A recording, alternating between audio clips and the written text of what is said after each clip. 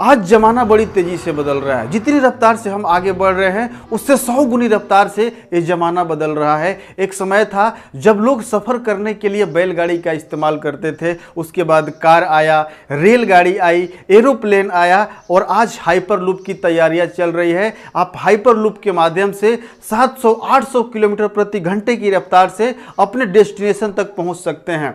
एक समय था जब इंफॉर्मेशन को, सूचना को पहुंचाने के लिए कबूतर का इस्तेमाल किया जाता था, उसके बाद डाकिया आया, उसके बाद टेलीग्राम आया और आज व्हाट्सएप के माध्यम से अपने इंफॉर्मेशन को टेक्स्ट के माध्यम से, ऑडियो के माध्यम से, वीडियो के माध्यम से फ्रिक्शन ऑफ सेकंड में लोगों तक पहुंचा सकते हैं। इस वीडियो में हम बात करने वाले हैं क्यों लोगों को direct selling, network marketing, affiliate marketing करना जरूरी नहीं बल्कि मजबूरी हो जाएगा। ऐसे कौन कौन से कारण हैं? अगर आप नेटवर्क मार्केटिंग कर रहे हैं या करने की सोच रहे हैं या नेटवर्क मार्केटिंग को लेकर के निगेटिव हैं तो इस वीडियो को अंत तक जरूर देखिएगा। यह वीडियो आपका दिमाग खोल देगा। नमस्कार, मैं दीपक सिंह आपका स्वागत करता हूं आज के इस वीडियो में। सबसे पहले बात करते हैं कि क्यों लोगों को direct selling, affiliate marketing, network marketing join करना जरूरी नहीं बल्कि मजबूरी होगा। उसका सबसे पहला कारण है पॉपुलेशन।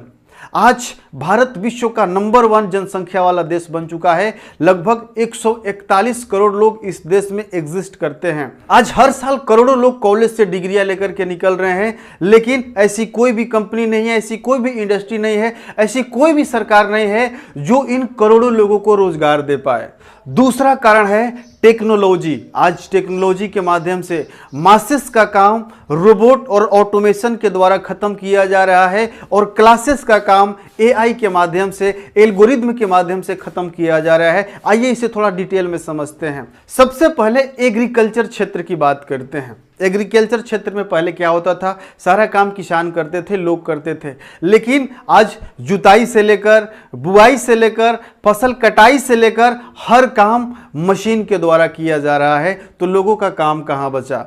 अगला है इंडस्ट्री के अंदर बहुत सारे लोगों का काम होता था, लेकिन आज असेंबली लाइन पर रोबोट और आर्टिफिशियल इंटेलिजेंस का कॉम्बिनेशन को मिक्स करके ऐसे रोबोट तैयार किए जा रहे हैं जो लोगों के काम को खत्म कर रहा है। आज असेंबली लाइन पर प्रोडक्ट को असेंबल करने से लेकर के उसके टेस्टिंग और उसके पैकिंग का सारा काम रोबोट के द्वारा किया जा रहा है, जो लोगों के रोजगार को खत्म कर रही है। पहले लोग पैसे निकालने के लिए बैंक में घंटों लंबी लाइन में खड़े रहते थे। जब उनका नंबर आता था तब उनको पैसा मिलता था, लेकिन आज मिनटों में नहीं बल्कि सेकंड में वो किसी को पैसा ट्रांसफर कर सकते हैं, कहीं से पैसा मंगवा सकते हैं, फोन पे, पेटीएम, गूगल पे के माध्यम से। आज ऑनलाइन ट्रांजैक्शन का जमाना हो चुका है। तो सोचिए बैंक में आने वाले समय में कर्मचारी का काम क्या रहेगा। और अब तो इतने खतरनाक एआई टूल्स आ रहे हैं जो क्लासेस का काम थे, जिनको लोगों को लगता था इनके काम को कोई नहीं खत्म करेगा, उनके काम को इस सेकंडों में कर दे रहा है। और आने वाले समय में जो कंटेंट राइटर हैं, जो घंटों कहीं से सर्च करके कंटेंट लिखते थे, चैट जीपीटी उस काम को फ्रिक्शन ऑफ सेकंड में कर रहा है। वेब डेवलपर, वेब डिजाइनर जो वेब का कोड लिखने में घंटों लगाते थे, कई दिन लगाते थे, उस कोड को चैट जीपीटी और एआई टूल्स मात्र 2 से 5 मिनट के अंदर एक आपको प्रिपेयर करके फुल कोड लिख करके दे रहा है। जिस फोटो को एडिट करने के लिए हम आधा घंटा, 1 घंटा लगाते थे, उस काम को एआई के माध्यम से आप 1 मिनट में कर सकते हैं। जिस वीडियो को एडिट करने के लिए कई घंटे लगते थे, उस वीडियो को आप 5 मिनट में एडिट कर सकते हैं एआई के माध्यम से। तो और टेक्नोलॉजी को क्यों अडॉप्ट किया जाएगा, इसका कुछ कारण है। सबसे पहला, ये फास्ट काम करता है, ये रिलायबल है, इसको कोई सैलरी नहीं चाहिए, इसको कोई तनख्वाह नहीं चाहिए, इसको कोई छुट्टी नहीं चाहिए, ये आपका रेगुलर बेसिस पे काम करता रहेगा, इसकी एक्यूरेसी हाई रहेगी। और तीसरा कारण है अनएम्प्लॉयमेंट और अंडर एम्प्लॉयमेंट। यानी आज भारत में जो बेरोजगारी दर है वो 8% से ऊपर है। यानी लगभग 11 करोड़ से अधिक लोग हमारे देश में बेरोजगार हैं, जिनको रोजगार की आवश्यकता है। और कुछ लोग ऐसे हैं जो रोजगार तो कर रहे हैं, लेकिन उनको तनख्वाह इतनी कम मिलती है, उनको सैलरी इतनी कम मिलती है, जिससे वो सिर्फ अपना गुजारा कर सकते हैं, कुछ आगे डेवलप नहीं कर सकते हैं। तो भारत की जो मूल समस्या है वो अनएम्प्लॉयमेंट के साथ साथ अंडर एम्प्लॉयमेंट भी है।